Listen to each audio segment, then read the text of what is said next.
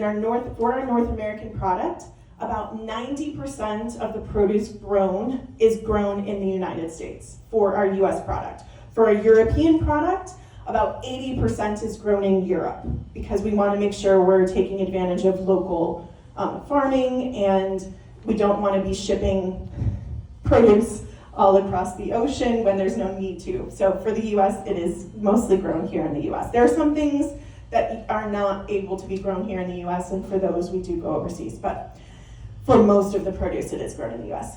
The soil, our farmers take a lot of care to ensure that their soil is healthy and supports the nutritional growth of the produce that they're growing. So it's different for every single produce, as you would well imagine, but most of our farmers will participate in crop rotation. If it's a ground grown, if it's not a tree or a bush, crop rotation is usually a great way to ensure that you're getting nutrients back into the soil. All of the soil is tested and evaluated to ensure that it has the correct amount of nutrients for that plant. They usually utilize local agricultural resources or universities to do that testing for them. So their soil is tested before planting and during the planting process so that they can understand what is needed in different parts of the farms throughout the growing process. So it's continuously evaluated, and our partners, our growing partners, use only organic fertilizers to help assist with any kind of additional nutrient need for the soil. The last question was, how do we ensure the nutrient density of the produce through the entire process? So that's one of the things I love to talk about, because it's a very unique opportunity to work with multiple different people in a supply chain. So where we grow our produce is generally located within about 5 to 7, sometimes 15 miles from a co-op.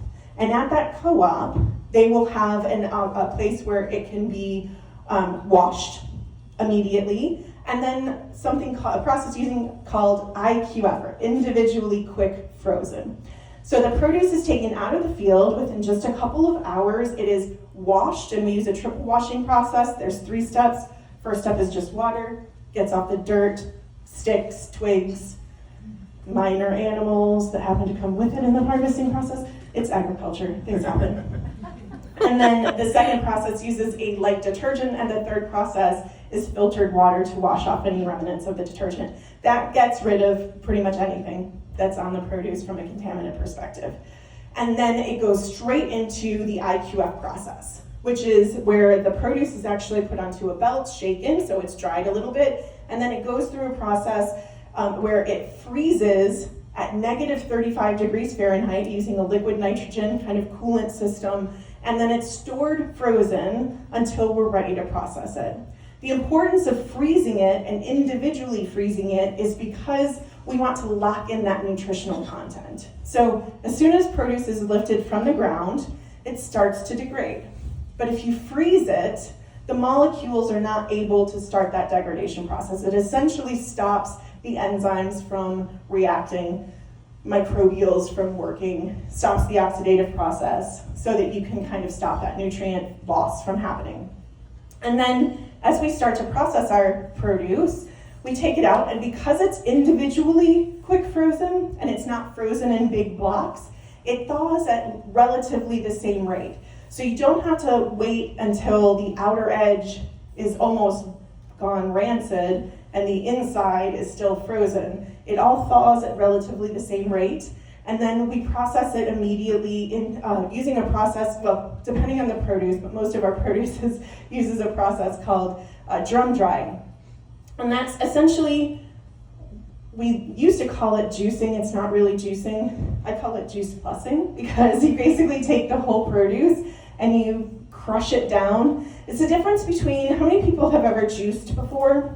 Yeah, and you have all that like fibrous stuff that you put on your plants, or you throw in the garbage, or I don't know, throw it in the woods, whatever you want to do with it. It's got a lot of nutrients in there. That's why I actually use it as composting for fertilizer for my own plants when I'm juicing. But that is nutrients that you don't get into your juice. And how many people are familiar with what a NutriBullet blender, or like one of those big blenders? Yeah. Mm-hmm. So you put stuff in there and it like fully pulverizes it. into like a really fine slurry.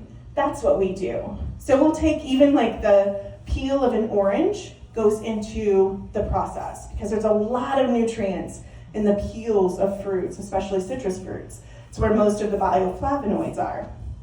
So we take that and then it goes into a drying process where it's dried within about 15 to 45 seconds at as low temperature as it can be in order to fully dry to the extent that we need it. And then it's immediately put into a refrigerated room where it's cooled down so that it's kind of remaining in that, it's cooling so that it's not continuing to heat and degrade the nutrients. So removing the water also kind of stops that degradation process from happening. And we know that the nutrients are there because we test them. So we test them both in the powder when we test them to make sure that they get into your body. So did you talk about the polyphenol study? No, you go. So the polyphenol study is probably one of my favorite studies, and this is the study that shows how much of those nutrients are actually still in the produce. This is a study that didn't look at vitamins and minerals. It looked at polyphenols in the body. So it's a really cool study that, and polyphenols are like plant nutrients, but they're the ones that are highly active. You find in dark red and purple berries. And it showed that your body was actually absorbing a lot of these polyphenols. And it also showed that your body was utilizing these polyphenols to kind of make other polyphenols that your body needed. So it showed essentially when the polyphenols got into your blood, and then how long they stayed in your blood, and then when the new polyphenols got into your blood that your body was making on its own, and how long they stayed in your blood. So to me, that's a really, really cool study showing the benefits of the produce and how the time that we take to ensure the nutrient density of produce really affects how our Juice Plus products are absorbed by your body.